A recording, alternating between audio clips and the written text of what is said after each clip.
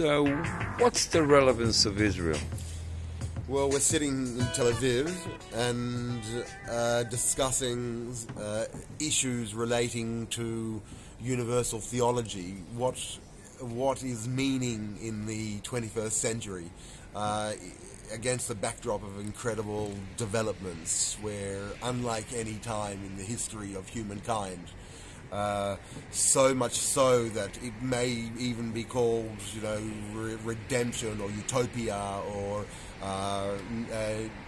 it really is an incredible time. If the religions didn't have a name for it, they would now have to invent one. And the question of the spirit and of religion, of devotion, of faith, of history, all of these come to the fore. And we're sitting in a country which, even 2,000 or 3,000 years, really developed some of the greatest, the most outstanding ideas which have spread from these shores, these lands and these hills, really throughout the entire world, and have then come back to it and have a repeated meaning. So Israel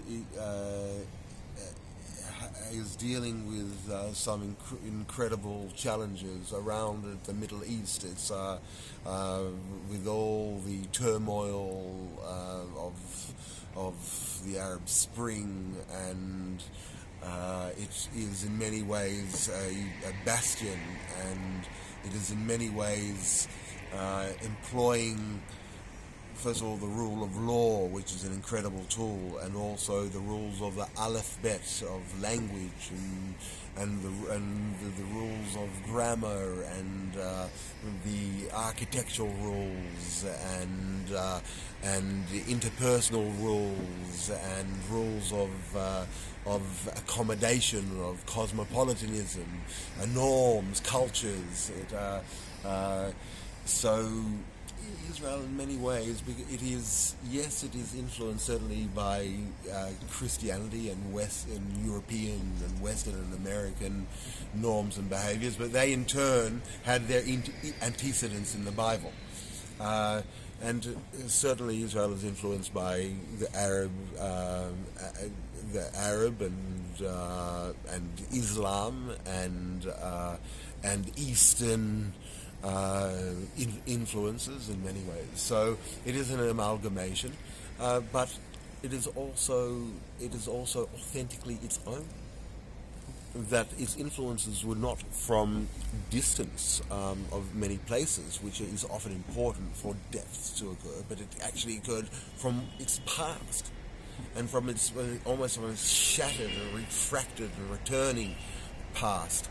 So and a lot of the ideas, even for the secular, this is not religional theology is not an area just for the spiritual, but certainly for the secular and for the political and for the scientific, who want to know where the heaves of